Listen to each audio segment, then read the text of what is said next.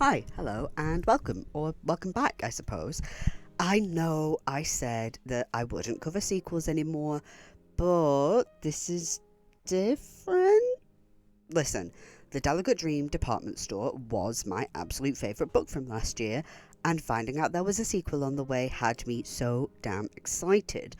I got this within a few days of release, mostly because I kept forgetting to pre-order it and then was in Waterstones around the time of that release. But hey, I still got it just after it came out. So it's basically like I pre-ordered it.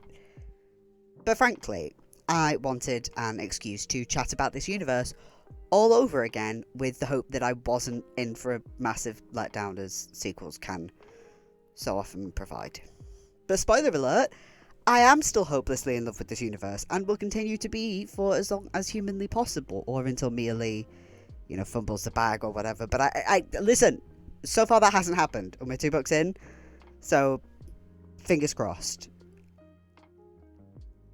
Today, we are on a return to the DallerGut Dream Department Store by Mia Lee, and once again, this is translated by Sandy Jusun Lee. Just before we start, I want a quick note on the speed draw / paint that I'm doing. It is based on this card here by Ryoma Uritsuka. I wanted to paint a Fennekin for my friend, and this is one of my favourite cards in my collection, so I figured I would work off that. I just feel like I should... I feel like it's best if I talk about like references and stuff, if it's not just off the dome or like working from a reference to create something else. If it is just basically a one-for-one copy. Well, I'm not copying the style or anything like that, but you know what I mean. I just feel like I should be transparent. Anyway, as soon as I got back into this world, I felt at home. Penny is now a year into her time at the store and is looking back on where she was the year prior and how things have changed. In a few months, she'll be up for her first salary review and even getting her pass to the company district, which she is super excited to see for the first time. Then we see DallerGut himself in his little home above the department store as he readies himself for sleep, which is really sweet. He has 4 different beds, all like in a square in the middle of the room, and they're all like different heights and like soft and firmness levels. And whichever one he feels he needs for the night, he will then like settle on that bed, which like he he has the money to live large and be in somewhere like a mansion like the legendary dream makers do, but he prefers the comfort of a smaller space, and yet that's his like money thing, is the bed, really. I mean, obviously the store, but you know what I mean, like in terms of his personal, if you were in his abode, the thing that you would see would be the beds as like he's got like, if I could have 4 beds just in the middle of my room, different heights, different, like, I just think that's really cute. I think it's quirky. More than anything, he quite enjoys the commute to his office on the first floor, which takes him less than 3 minutes. And it was that line that actually made me go, yes, this is why I fell in love with the first book. It is soft, it's sweet, with a good dose of whimsy, and I knew that would only grow as I went further in, and Lee does such a good job of balancing that whimsy by grounding everything with this sort of sense of reality, while the idea of creating literal dreams for folks is inherently fantastical. We're introduced to the idea that it's honestly rather like the world of filmmaking. We see DallerGut being pitched to, but he knows that essentially a lot of this stuff ends up in development hell, never to be released to the world. And this is something Lee does so well throughout. That balance between the fantastical and the grounded, I think, is what makes these books almost believable. Obviously, I am not out here claiming this to be non-fiction, for goodness sake. I've already made that mistake towards the end of last year, but... well, no, I didn't claim it's non-fiction, but I did think it was with that book. But anyway, I'm not claiming this book to be non-fiction, but I do think that this world feels so real. I do like to think that this is where I go before I dream, even if that is nonsense, and there's something rather comforting to it. And we end the prologue with DallerGut falling asleep reading the dream journal of a customer who will gain some importance as the story goes on. It's a dream where this person gets to experience being a whale, gliding through the ocean and leaping over it. The descriptions of said experience are so deliciously captivating. I'm not going to sit here and read it all, but just a little taster.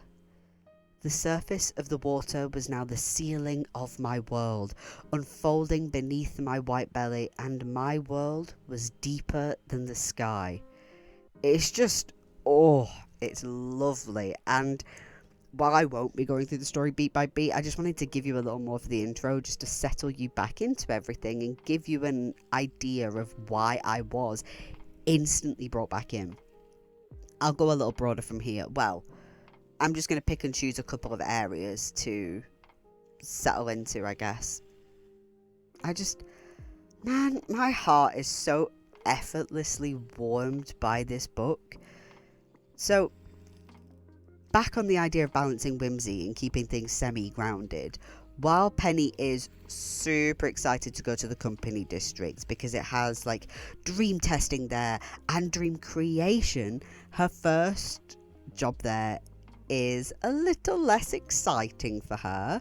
She ends up commuting in the rain to a complaint centre.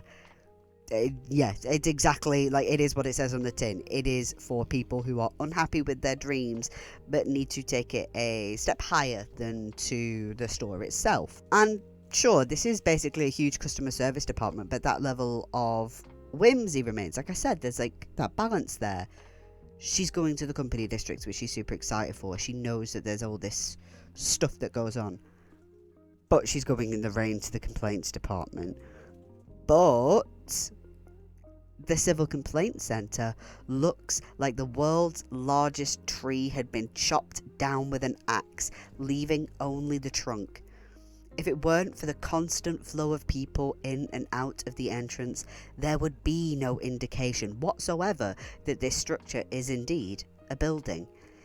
And inside is set up to be a place of pure calm and serenity. It's all about greenery and nature. All the staff wear green, and the place is just covered with a range of plant life. I know a good few people who would have their space looking like this given the opportunity. I mean, myself included, if I was any good at keeping the fucking things alive.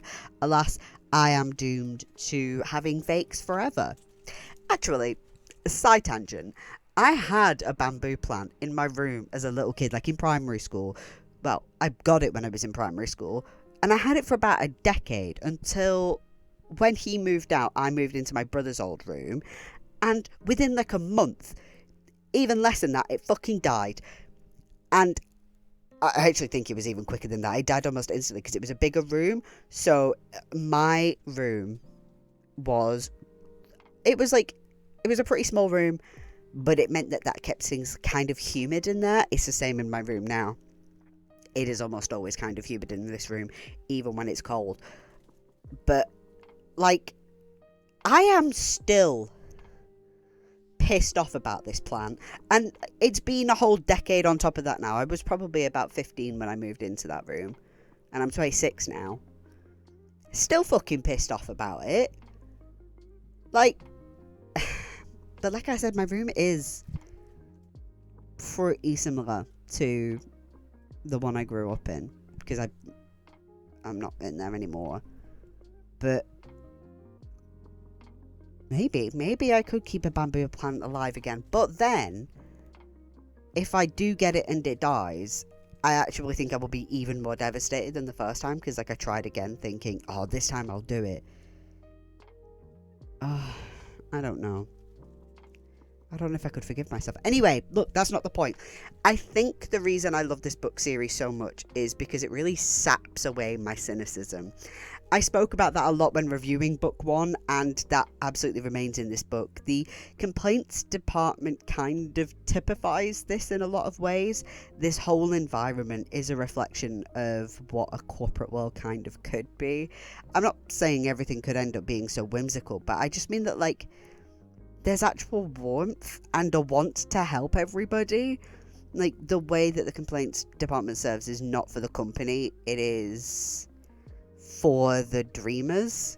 Like, if something is wrong, we need to get to the bottom of why, and everyone is treated with gentle kindness. And it's clear that everybody in this world cares so deeply about the area that they work in and are allowed to flourish in that area. And, like, isn't that the ideal? And yes, the sheer whimsical nature of it all.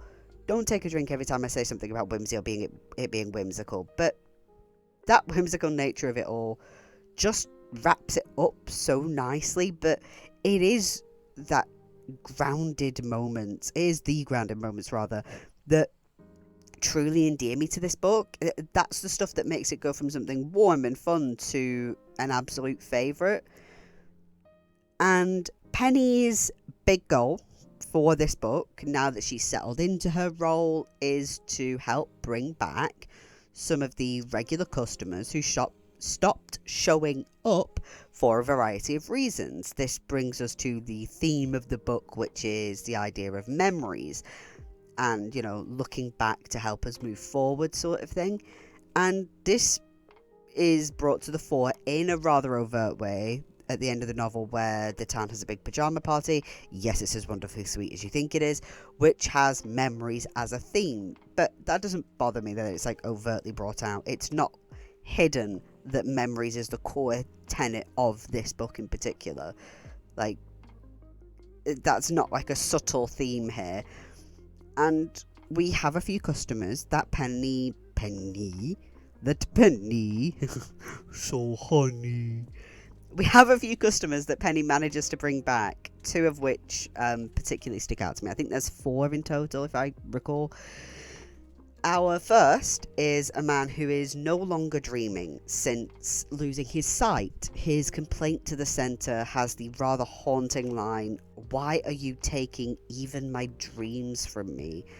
Levelled not actually at the department store, but to the fact that to the illness that took his sight from him. And while we don't learn straight away that it is linked to his sight loss, that does become clear relatively quickly, and we go on a little journey to figure out how his dreams can be returned to him. This section contains a lot of me being whacked in the emotions on repeat, so, you know, the tears started flowing. For example, this man's guide dog is called Bandy, which is apparently the Korean for firefly. The implication obviously being that the dog is his little light in the dark, which, like, I'm a simple man, that's where the tears started, but was that where it started? No, I think, listen, I'm going to just serve you with a few lines that gave me a gut punch, both positive and negative. Perhaps his body knew that the biggest threat was his own emotions. Listen, I do got that mental illness, and many of us do. And that, I think it was either that or the dog that was my first sign that it's like, oh, I'm going to be bawling my eyes out by the end of this.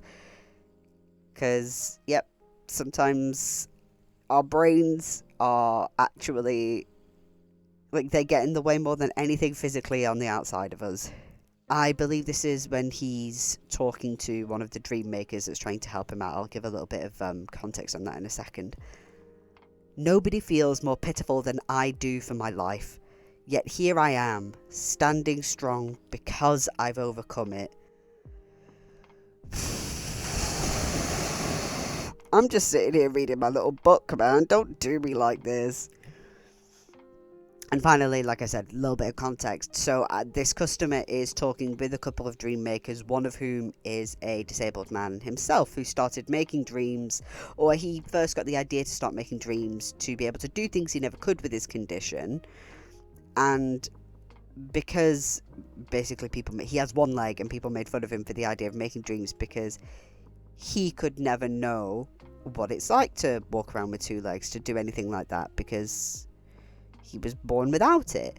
So he started really branching out and basically saying, well, fuck you, I'm gonna do something even bigger. And he is the person who created the dream we saw earlier, who, where the woman is experiencing life from a whale, and he does that a lot. He creates like animal POV videos dreams. If I've said videos instead of dreams occasionally, I'm sorry, but yeah, he creates like POV, you are an orca or whatever, like, so you can experience. There's a lot of flying stuff in there and that sort of thing, because obviously he will literally never be able to experience that for himself, neither will anybody else.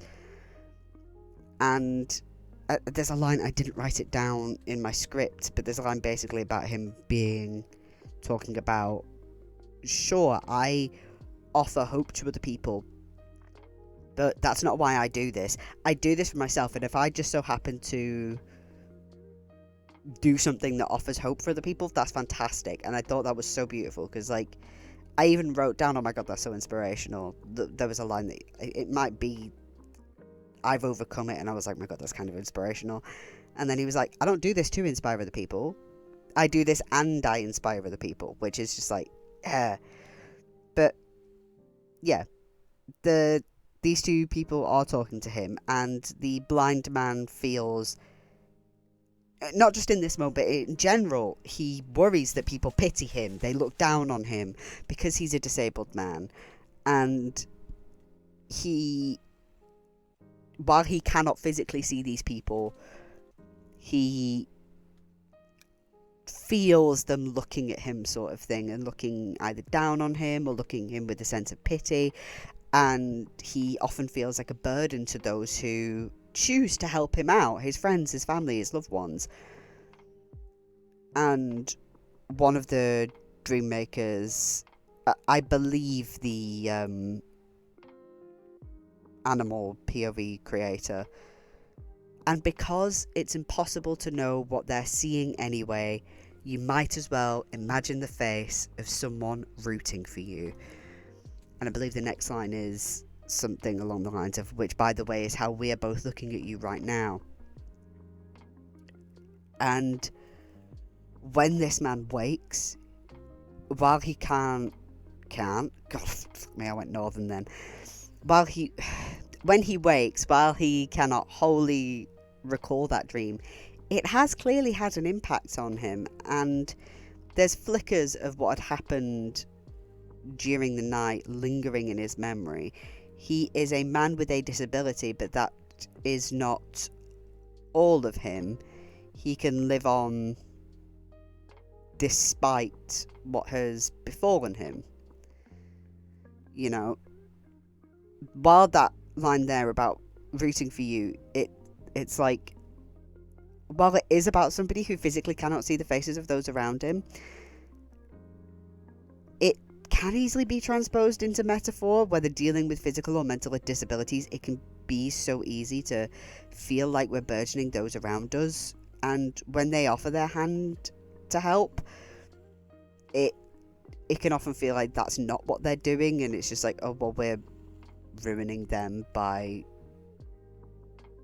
like, they could be doing something else and yet here they are, sort of thing. But that hand is being offered, it is their choice, and chances are they don't pity you, but because you'll never know, imagine the face of someone rooting for you. Chances are if somebody is helping you, like choosing to help you, it's because they want you to succeed.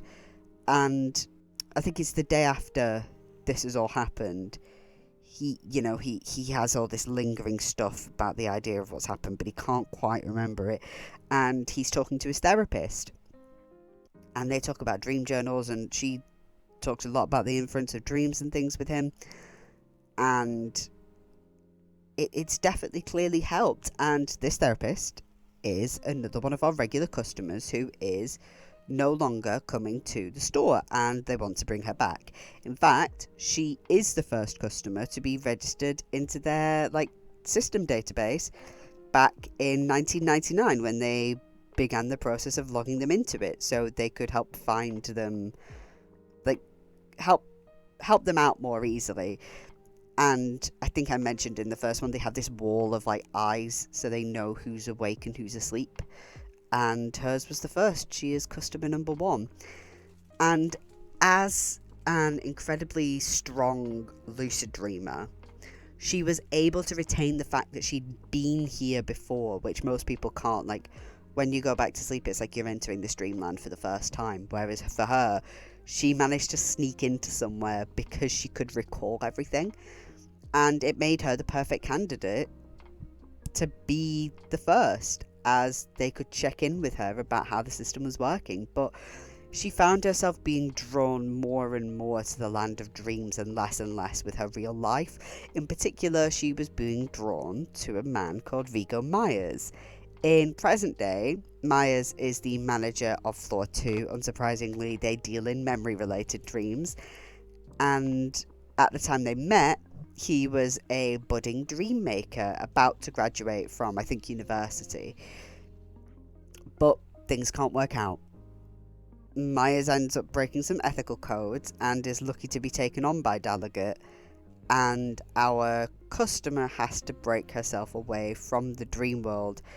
But in doing so, she reduces her ability to lucid dream. When you're young, it's much easier to do. And if she's going to start breaking herself away now and not upkeep that skill, then it is going to fade away. She does have some memories of the place, though. That there's something she just can't reach or be sure has actually happened. Penny has to find a way to bring her back as a regular without inserting the people from her memories directly into her dreams, as that is an ethical violation, and I believe the one that Myers broke in the first place. Now, they meet with one of the legendary dream makers, Yasnu's Otra, who specializes in dreams from the perspectives of other people.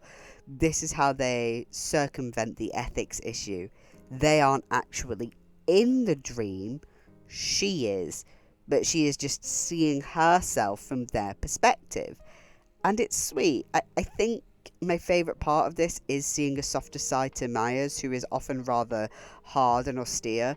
When they first met, he asked her to be with him at his graduation, asking her to go to sleep in regular clothes so she'd fit in at the ceremony, because when you go to, however you go to sleep is how you are in dream world. So yes, some people do end up wandering around naked and have to be covered up. It's quite a funny little moment in book 1. It's not really raised again in book 2 because it doesn't have to be. It's how often do you notice that if you live there, sort of thing. But where was I? But yeah, when she's a regular again, well, she's starting to become a regular again, she isn't fully back with all the memories yet. It's just sort of, straight away she's not going to have everything back. It's not like a big flash of everything. Hello, Zelda. Can you go that way, please, so you don't press any buttons? Scared the shit out of me, you fat lump. So, while she's trying to get these memories back, Myers invites her to the pajama party. She recognizes him, but not really. It's still early days yet. But he tries to joke about it being fine for her to wear pajamas this time. Which, obviously, it's a pajama party. And it's all kind of rom-com awkward, and I love it. Again, seeing a kind of loved-up, soft Myers was lovely, and he just sort of oh no, I've made an error, and he just sort of runs off. It's really cute. And speaking of people being loved up, we round the story out with a little moment between Penny and Maxim, the Nightmare creator. I wish we'd seen more of him. We only really start to see him more towards the end. But what we did see was wonderful, and I love seeing these two have little moments together. I did especially, actually, love his little jaunt with Santa and the ice cream truck. The guilt cookies bit was so good, to be honest, and I love this little nightmare man. I just think he's, oh, bless him. But I could ramble on for hours and hours about this book, but I won't keep you around forever. I could easily do a beat by beat of these books because I just love chatting about everything with them, but I don't want to keep you around forever. So honestly, I really hope I get to see more from this universe. I haven't seen anything. I tried to look up like a book 3 and all that was coming up was stuff about like a sequel, which was book 2, and I did explicitly put 3 in there, but nothing yet. But where book 1 felt somewhat sort of large scale, we get a little more of like the minutiae of everything in this one. We really get to explore, as it were, like the intricacies of the universe itself. Like we get more and more of how stuff is put together, and I just love that. But I do want more and more because I am greedy. I got to the epilogues and was just like, wait, what do you mean I'm already at the end? Because like I just love being with these people, and I read this so fast. I thought, oh, it'll take me like 3 or 4 sittings. It took me 2 because I was just like engrossed. Like, despite how fantastical it all is, it does feel so real for what it is. I hope when I head to sleep tonight, I get the good stuff from the DallerGut Dream Department Store. And you know what? I think I ended my first video like that, but it still stands true. I think I'm back to some graphic novels next week. And I do also know that I am like ever closer to my first Bad Red Book Club of 2025, though you'll be seeing that a fair bit later than I read it. So even if it is like graphic novels and then the Bad Red Book Club read, that doesn't mean that the Bad Red Book Club will be next, because I'll probably try to get something else out in the meantime. It's kind of difficult with that stuff, just because Bad Red Book Club just takes longer, but I'm trying to upload weekly at the minute. So, we'll see. But let me know what you've been reading lately, and let me know what sequels you're looking forward to. You know, you're just chomping at the bit for. Hello, Zelda. What are you doing? You're just being fat. Wonderful. Feel free to subscribe. Feel free to like. Feel free to ring that notification bell and all the other cringe shit I'm supposed to ask you to do in my videos. But most importantly, I hope you have a wonderful day, a wonderful night, a wonderful whenever you are watching this. Take good care of yourself. Right.